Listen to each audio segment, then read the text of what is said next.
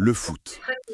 Ces moments incroyables où un joueur semble défier tout sur le terrain. On a tous cette image en tête, hein, une action qui nous fait bondir du siège. Et justement, la doc qu'on a là, elle capture ça avec une phrase qui claque. Quel festival! Alors, bienvenue pour cette exploration ciblée. Aujourd'hui, on se penche sur un joueur qui fait vraiment parler de lui en ce début de saison 2025-2026 de Première Ligue. Iliman Ndiaye. Clairement, les projecteurs sont braqués sur lui. Oui, il y a une vraie effervescence autour de lui en ce moment. Et notre point de départ, c'est quoi? Ce sont des extraits très précis, un peu comme une photo prise sur le moment, qui décrivent une performance particulière lors d'un match d'Everton. Ces notes, elles nous donnent une idée de son impact potentiel, mais elles insistent bien. C'est un zoom, un vrai focus sur Ndiaye à un instant T. Exactement, c'est très spécifique comme angle. Donc l'objectif ici, essayer de comprendre ce qui rend ce joueur si spécial et analyser les points forts de sa prestation récente avec les infos qu'on a. Allez, on décortique ça ensemble. Alors, pour qu'on comprenne bien le contexte, c'est la 10e journée de Première Ligue, match Everton contre Sunderland. Et c'est là que ça devient intéressant. Ndiaye est décrit comme faisant un festival dans la défense adverse. On imagine la vitesse, la technique. Oui, cette capacité à créer le danger à partir de rien parfois. L'accent est vraiment mis sur cette énergie, ce talent brut. C'est ça. Et ce qui est fascinant, c'est que ce festival, comme vous dites, ce n'est pas juste pour la galerie, quoi. Ça se traduit concrètement. Il ouvre le score. Et la source le note bien, c'est déjà son 4e but de la saison. Ah oui, 4e but.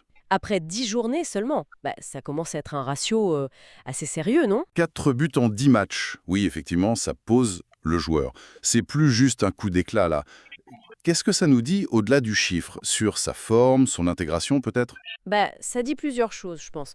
D'abord, une adaptation qui a l'air réussie, ou alors il confirme ce qu'il montrait déjà. Mais surtout, c'est la régularité, et si tôt dans la saison. Marquer comme ça, dès le début, et tenir le rythme, c'est fondamental pour un attaquant. Ça doit booster la confiance, j'imagine. Ah oui, énormément. Pour lui, chaque ballon près du but, il l'aborde différemment, avec plus de certitude, tu vois. Et pour l'équipe, c'est un moteur incroyable. Savoir que tu as un gars capable de débloquer une situation, de marquer, ça change la mentalité de tout le groupe. Ça donne de l'air, quoi. Oui, ça valide le projet de jeu aussi, peut-être? Exactement. Un buteur qui enchaîne comme ça en début de championnat, ça peut redéfinir les objectifs de l'équipe pour la saison. Carrément. Et cette capacité à faire la différence, elle ressort aussi dans les mots, hein. Nos notes le qualifient d'inarrêtable à ce moment précis du match. Le mot est fort quand même. Ça suggère presque une domination totale sur les défenseurs. Absolument. Inarrêtable. Ça évoque un joueur qui est complètement dans sa bulle, dans la zone, comme on dit. Tout lui réussit, les dribbles qui passent, les bons choix. C'est souvent là que naissent les actions qu'on revoit en fin de saison, tu sais. C'est ça. Et la source, elle mentionne aussi sa nationalité. Sénégalais, avec le petit drapeau SN et tout. Et elle le positionne clairement comme un talent majeur pour Everton. Ça nous rappelle un peu cette dimension globale de la Première Ligue, non? Ce mélange de talents. Tout à fait. C'est un creuset incroyable. Des joueurs qui viennent de partout pour se mesurer au plus haut niveau. Et souvent, c'est là qu'ils explosent. Et qu'est-ce que ça implique justement, ce statut de talent international qui confirme, qui perce?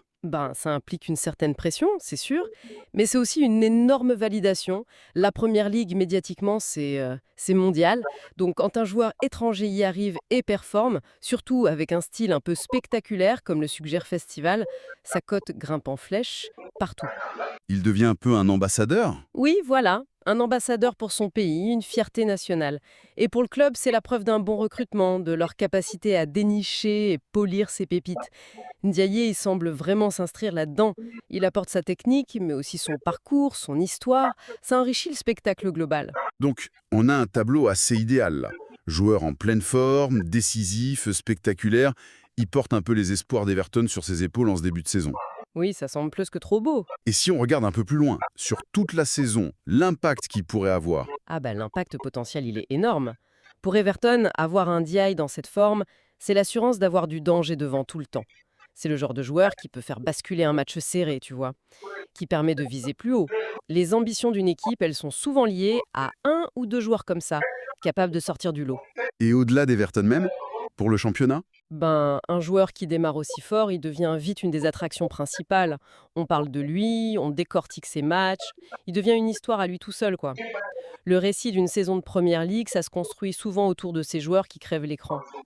NDI, là, avec ce début, il pose clairement sa candidature pour être un des personnages principaux de 2025-2026. On comprend bien l'enthousiasme, les espoirs.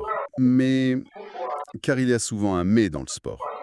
Oui, le sport de haut niveau, c'est aussi ça, les imprévus. Et nos sources nous y ramènent très vite. Alors qu'il était au sommet de son art, apparemment, l'info tombe assez échauffement. Iliman Ndiaye sort sur blessure, à la 61e minute. C'est le revers de la médaille, malheureusement assez classique. Un moment de grâce, et puis paf, le coup d'arrêt.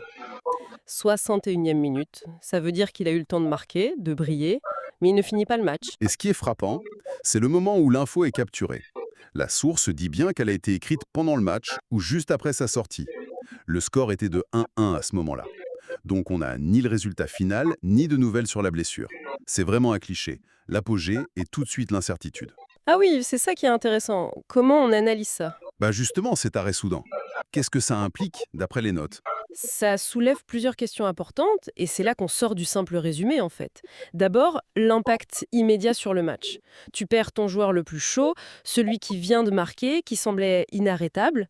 C'est un coup dur psychologiquement et tactiquement. L'entraîneur doit tout revoir. Exactement, les plans changent en urgence. L'équilibre peut être complètement cassé. Et pour les coéquipiers, voir un joueur clé sortir comme ça peut semer le doute, casser la dynamique.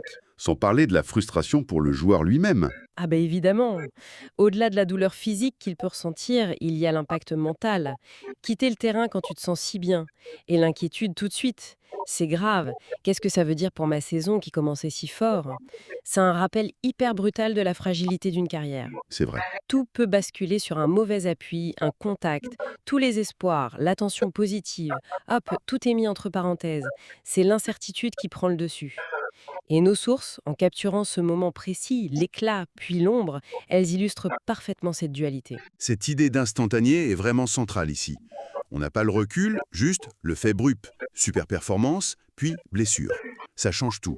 Tout à fait. Ça montre bien à quel point le commentaire sportif à chaud peut être précaire en quelque sorte. L'histoire qui était en train de s'écrire, Ndiaye le héros d'Everton, elle est stoppée net, potentiellement réécrite. On ne sait pas si c'est juste une alerte ou un truc sérieux. Voilà, on reste suspendu. C'est aussi ça, suivre une saison, naviguer entre les certitudes apparentes des performances et les incertitudes constantes des blessures. Alors, si on essaye de rassembler les morceaux de ce puzzle, un peu incomplet que nous donnent nos sources, qu'est-ce qu'on retient au final? On retient d'abord l'image très forte d'un joueur, Iliman Ndiaye, qui s'impose vraiment comme une force majeure en ce début de saison avec Everton. Il y a des preuves, ce quatrième but, ce festival, le mot inarrêtable. Il coche toutes les cases du joueur qui peut mettre le feu à un championnat. Mais tableau idyllique, mais contrasté. Contrasté exactement par cette sortie sur blessure à la 61e, c'est le point de bascule du récit qu'on a sous les yeux. Et il faut vraiment insister sur la nature de cette source, une analyse faite à chaud, sans le résultat final, sans le diagnostic médical. C'est une capture d'écran d'un moment très intense. Avec l'euphorie et puis la douche froide, quoi. C'est ça, l'euphorie et la chute dans l'inquiétude. Ça nous donne une perspective assez unique, presque en temps réel, sur les montagnes russes émotionnelles d'un match de foot. C'est une photo vraiment saisissante, oui. Ouais. Ça capture bien le drame sportif, parfois. En résumé, ce que ces éléments nous montrent, c'est l'émergence très nette d'NDI comme un joueur à suivre de très très près en Première Ligue.